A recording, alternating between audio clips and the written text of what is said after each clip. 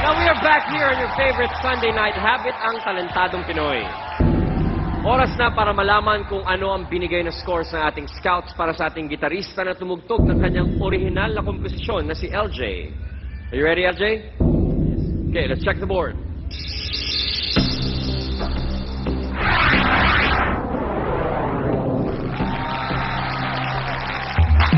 98 through 92 to 85. Okay, LJ, maraming salamat sa performance nyo. At huwag ka mag-alala, hindi pa yan kabuuan ng yung score. Mamaya, the end of the show, magkakaalaman tayo, magkita tayo noon. Thank you. Thank you po. Dating nagtatrabaho sa China ang ating huling talentadong taga Davao del Sur at bumalik sa Pilipinas dahil sa kanyang pamilya. Meron din daw siyang konting tampo sa kanila. Makikwento tayo sa kanya. Apat po kaming magkakapatid. Ako po yung panganay at ako po yung bali bumubuhay na talaga sa pamilya ko. Dahil yung mga parents ko po, hindi po nila kayang suportahan kaming makakapatid. Nagtatrabaho po ako sa China since 2007. Minsan po talaga nagrereklamo na po ako dahil sa pagod na po, dahil sa hindi naman po talaga pang habang buhay na kumakanta ako. Kaya lang, kahit nung bata po kasi ako nag-start, sa tagal na po ng panahon, pero hanggat kaya ko pa po, magkakanta pa rin po ako para sa kanila. Sa tagal na po ng sakripisyong ginawa ko, ngayon, hindi pa rin po yung, ganun pa rin po yung pamilya ko. Kaya, hindi ko na po naisipan pa na mag-asawa o dahil gusto lang po talagang magtrabaho pa sa kanila. Here to belt her heart out is Domeliza Estrimos, or simply Domeliza.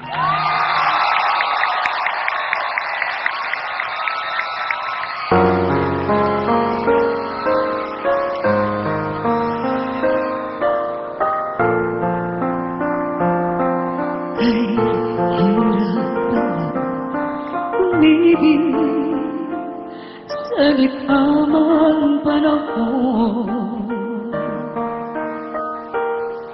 Kung bakit ngayon ko lang natagpuan ang isang katulad mo. Sana noon pa kita nakilala, sana noon pa lang na ang puso ay walang yakan magmahal. Bukas na lang kita mamahalin. Sabay sa paglaan ng ating mga puso.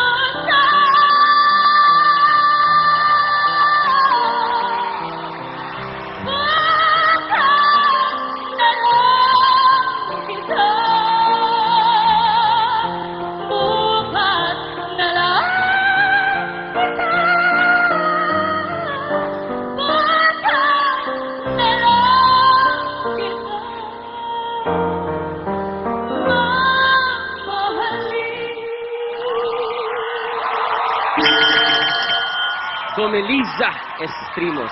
Hi, Domeliza. Dito tayo sa gitna. Scouts, what do you say? Ang kinanta mo, Domeliza, ay isa sa paborito kong signature song ni Lani Misalucha. At siguro ang pinaka-na-appreciate ko sa iyong performance ay hindi mo in-attempt i-duplicate, okay, yung kay Lani Misalucha. Now, you have this really smoky quality of a voice. Nangangahulugan, may pagkapaos, yung ginamit mo yung imperfection ng iyong boses sa pagiging husky, yung boses mo sa rendition ng kanta. Siguro kung may isang bahagi lang na medyo na-disturb ako is the moment na nag-falsetto ka dun sa high note, which seemed to go completely against dun sa husky quality na gusto mong ipakita dun sa kanta mo. But otherwise, it was a commendable performance, Iha. Congratulations. Thank you.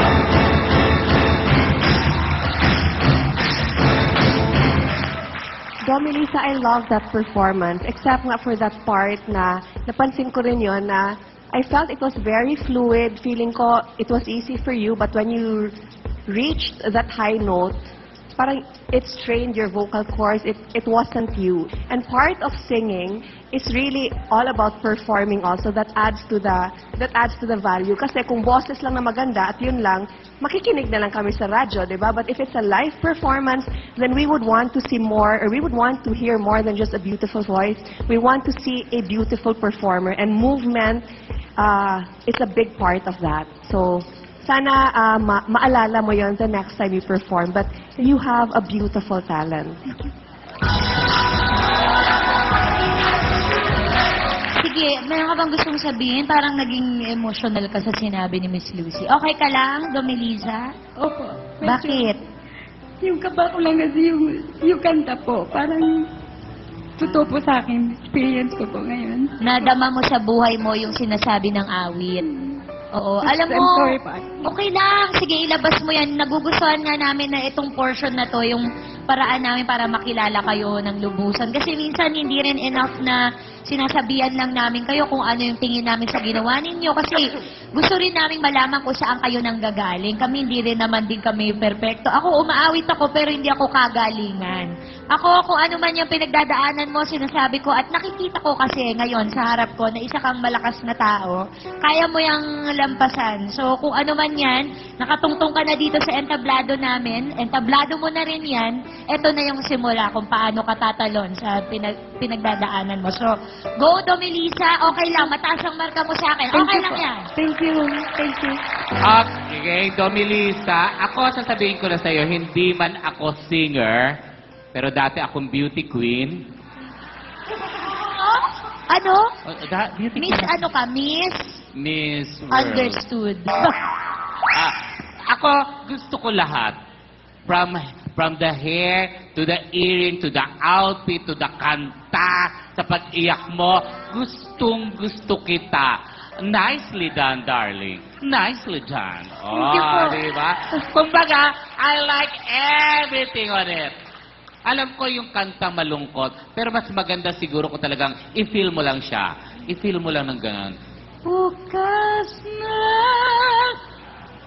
Gawin ko ng konti. Tingin ka doon. Mamahalit. Ganon. Ganon yung dating, ha? Para ma-feel na feel. Parang hindi naman ako natuwa sa rendition. Parang, Tuesday, don't put me down. oo nga. Ay, natuwa ako. Sobrang ganda. Pausap. Dorilisa, thank you, congratulations. Thank you very much, Stan Scouts. Relax ka muna, Domelisa. Tapos ng boxing, narinig mo na yung sinabi na ating mga scouts. Ang aabangan na lang natin ay yung score na ibibigay nila. Okay? Kaya steady ka lang. Ang score na binigay ng ating scouts sa pagbabalik ng Talentadong Pinoy.